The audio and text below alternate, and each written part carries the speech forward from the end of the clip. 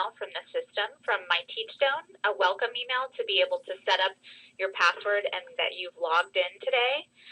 When you log in, you should have an initial video explaining a little bit about the system and about what the system does, which is an overall sort of one-stop shop to house both observational data and professional development resources for your teachers.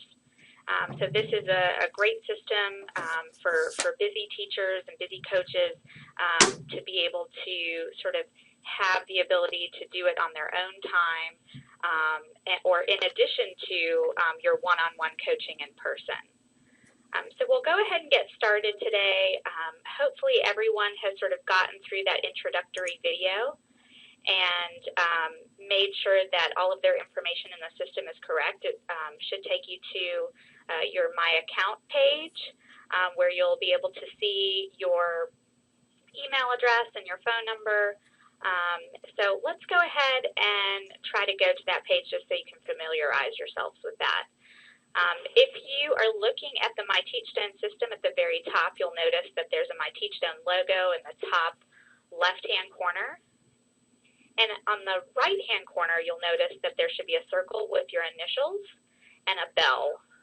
If you hit the drop-down little caret for the initials, the little circle with your initials, go ahead and hit the drop-down and hit My Account. And that should take you to your account page that shows your email address, your phone number, and then a little bit about your profile. So Deb, I wanted to let you know that this is where you would change your password. So you would click on the blue writing. So after this training is done, go ahead and change your password back to what you had it as before. Also letting you know that you can personalize your account a little bit. You don't have to have initials in a circle. You can upload your photo just to further personalize everything. So sort of have that personal relationship, especially coaches with your teachers. It's sort of, important to sort of establish that coaching, teaching relationship. If you go down to the bottom of the page, you'll also notice that you can set email preferences to email you summary reports about your teachers, and you can set this to once a week, once a month, or to never send a summary. And then at the very bottom of the page, there's a bio section, which is optional. This is just a field where you can type a little bit about yourself if you have a new relationship with your teachers. This is a really good way to just share a little bit of information about yourself with them, but completely optional, and you can leave it blank. Okay, let's scroll back up to the top of the page and go ahead and click the MyTeachstone logo button. This will act as a home button so you can get back to your dashboard. So anywhere you are on the site, just sort of get lost, you can go ahead and click that MyTeachstone logo button, and that will take you back to your dashboard screen. So now you should be on the professional development completion screen, which is your dashboard. This will show you the information about your teachers and the professional development that they have completed so far. This will tally up what's been recommended to them and then how much they've done of the recommended hours that you've recommended to them, as well as any sort of self-study that they've done on their own. So I'm looking at Deb's page. She only has one teacher, and it looks like this one teacher has about an hour's worth of recommendations. And Deb, you might be confused because you'll say, well, I haven't recommended anything yet. Your teachers, as well as you as coaches, have been set up with starter packages in the system. So there is sort of a starting off point of professional development resources for you to check out, so that when you're logging into the system and when your teachers are logging into the system, they're not coming into a blank system, that they actually have something to view. So that's what will be showing up right now, and as you go along, those recommended hours will increase, and then you'll get to see exactly what your teachers are checking out. From here, you can also run reports.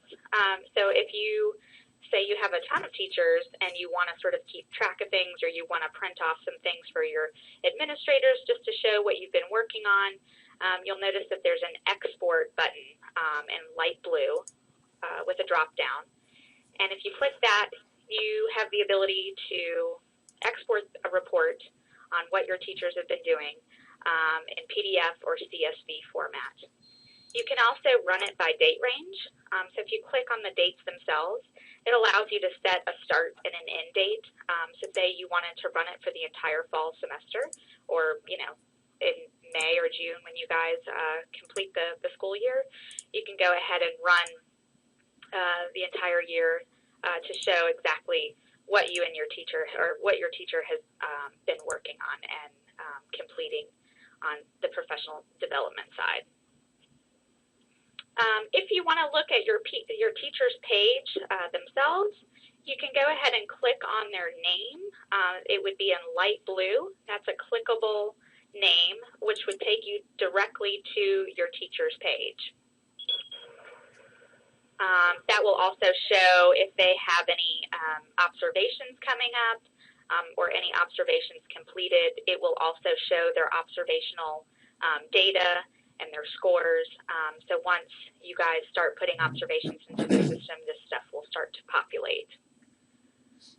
Go ahead and click the MyTeachstone button. Let's just make sure that we're on the dashboard screen for the professional development completion.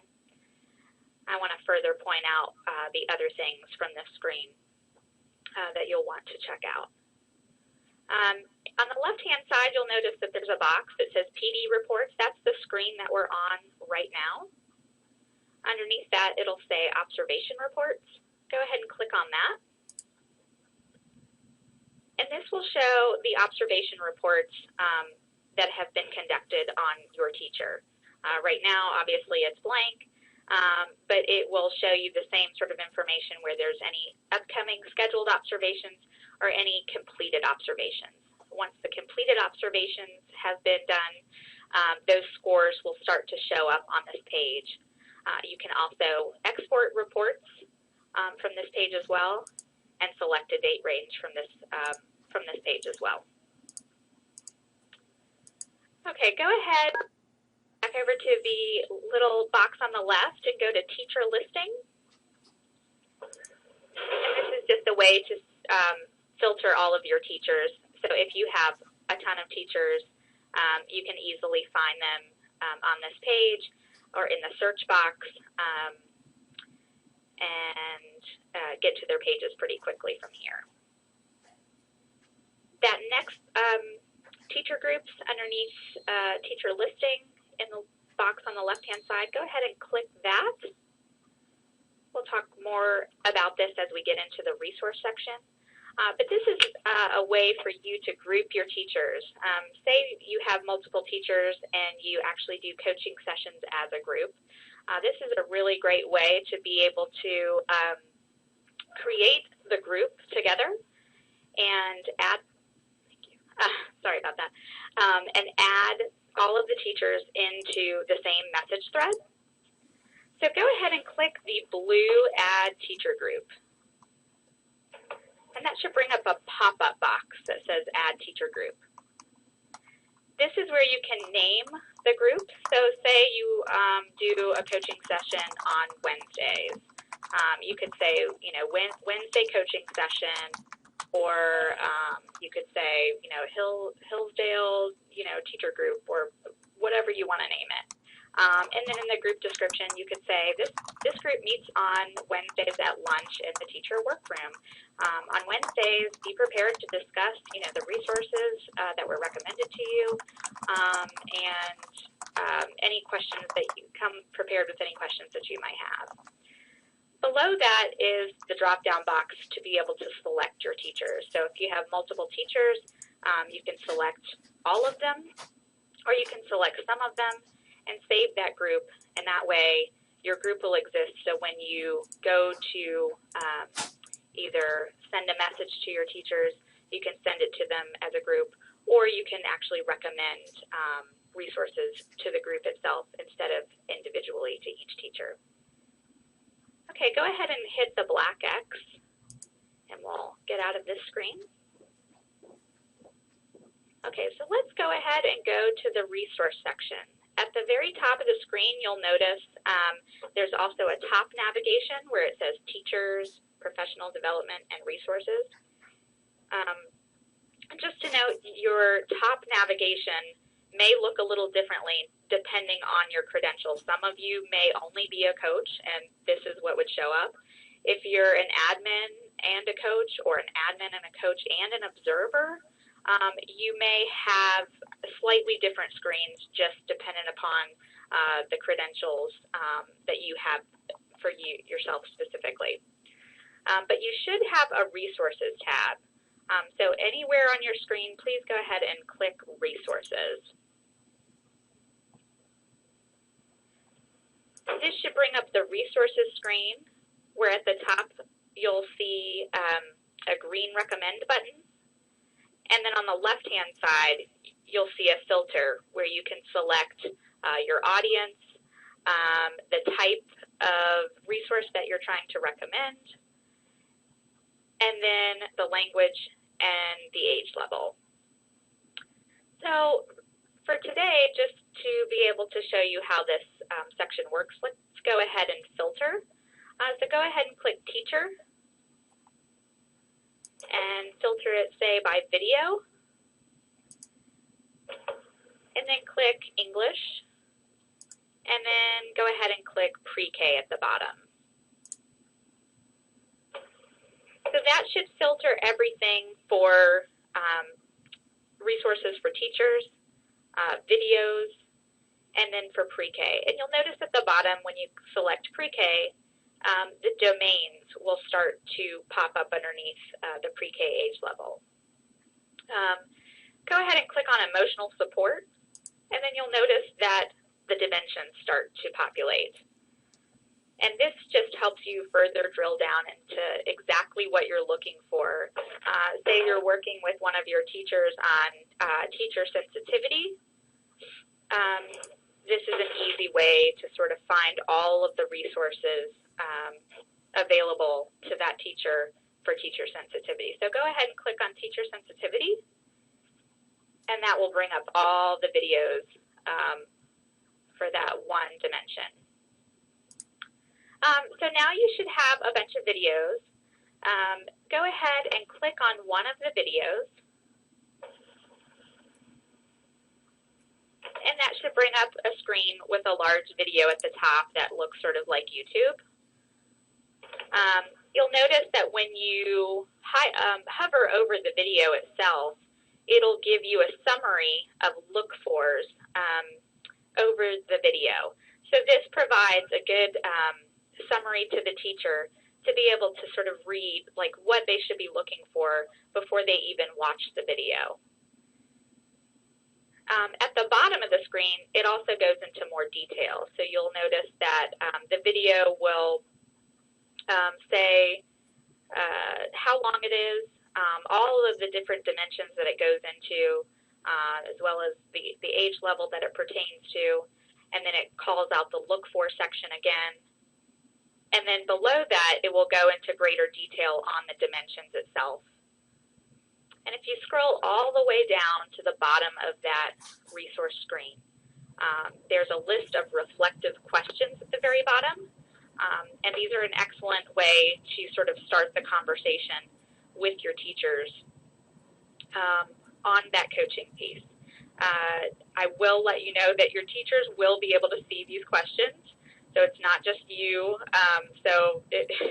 Don't try to act like they're your own questions because everybody can see this no matter who they are in the system. But these are just sort of good icebreakers, ways to get that conversation going. If you scroll back up to the very top of the page, you'll notice that there's a green recommend button. Go ahead and click on the green recommend button, and it should turn gray, which is fine. That's sort of you're out to say, nope, you know, I decided against it. That way you can go ahead and click on recommend if you feel like you've just made a mistake. When you click the green recommend button, you'll notice that there's a green bar at the very top of the screen, and that sort of puts you into recommendation mode, and I sort of like to think of it as shopping, and this sort of puts this resource into your shopping cart. Now go ahead and at the very top of the screen where you see that green bar, it'll say recommending one resource. Go ahead and click continue. And this should bring up a pop-up box to say recommending resource. It'll show the video that you're recommending, and then you have the ability to pick the teacher that you want to recommend this to, or you would have the option after you've created your teacher groups to pick the teacher group itself if you don't want to recommend it to a specific individual teacher. Now at the bottom, actually, sorry, I'm skipping over the recommendation settings. You can recommend this. You have settings to be able to recommend resources, depending upon, if you think that other people are recommending things to your teachers, say administrators are recommending things too. You have the ability to set whether you want to recommend this, even if it's already been recommended by other people. It just depends on, how you guys are set up, and if the coach and the teacher are the only ones going to be looking at resources together, or if there's a whole slew of people that may be recommending resources within the system to your teachers. At the very bottom of the screen, you'll notice that there's a text field, and this is sort of like your message to your teacher or your teachers. So you could go ahead and say, I found this video. I think it's really great. It was what we were talking about earlier with teacher sensitivity. I think it points out, this one aspect that we were talking about. Go ahead and check it out. Let me know what you think. And this becomes your email to your teacher or your teachers. You would go ahead and click send recommendation. And then what will happen is the teachers or teacher will receive an email, and it will go into their inbox within the system.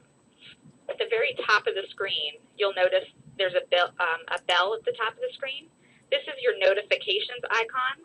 So whenever you send an email within the system, your teachers will be notified via regular email, whatever email is attached to the system, and their email within the system.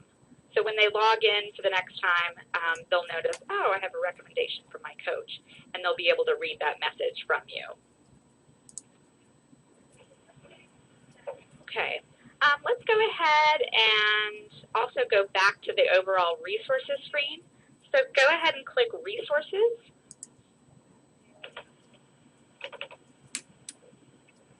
I want to point out how you can select multiple resources at once.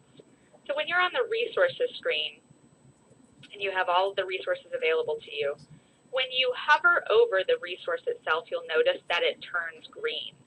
And there's two boxes. It'll say recommend or view details.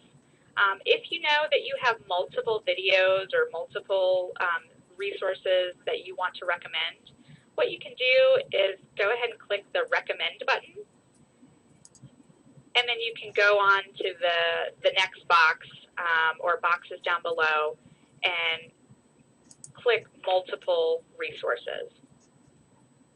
And you'll notice when you click recommend on multiple items, you'll have the green bar at the top of the screen, putting you back in recommendation mode. Right now I have 2 selected, and it says recommending 2 resources. So I just put 2 resources into my shopping cart. And again, you would follow the same steps where you would hit continue, and then you have the ability to pick your teachers or your teacher group and send an email to them. Okay, any questions?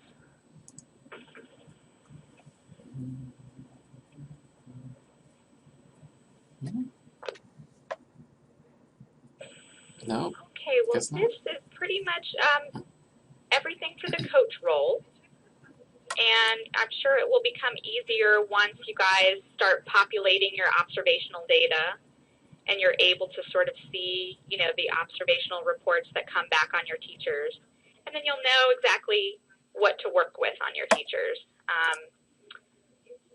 So it's much easier to sort of go through some of this when the system is a bit more populated. But, you know, we feel that it's important that people get comfortable in using the system and clicking around. There's nothing that you can break. So, you know, feel free to check out as many resources as you want. Feel free to, you know, recommend away even before that observational data gets in there, just because, you know, you want to sort of start using the system and getting your teachers comfortable with it. And I would mention as well, if any of you have suggestions for changes and that sort of thing, you can obviously submit those ideas directly to Amy or to Teachstone, but I would be happy to collect those as well and share that information. Okay, one other thing I want to point out is if you have any questions or you get stuck or something doesn't look right in the system to you, you know, feel free to contact me, but you can also contact our customer support line. We have a group of people who are always available to answer the phone. If I'm not, you know, oftentimes sometimes I travel, sometimes, you know, I'm in meetings, and I may not be able to get to you right away. And I know that your time is precious. So if you're stuck on something and you need immediate help, go ahead and call the customer support line. At the very bottom of the screen, there's a blue section with our toll-free number. Okay, well, if there aren't any more questions today, that sort of wraps it up for us.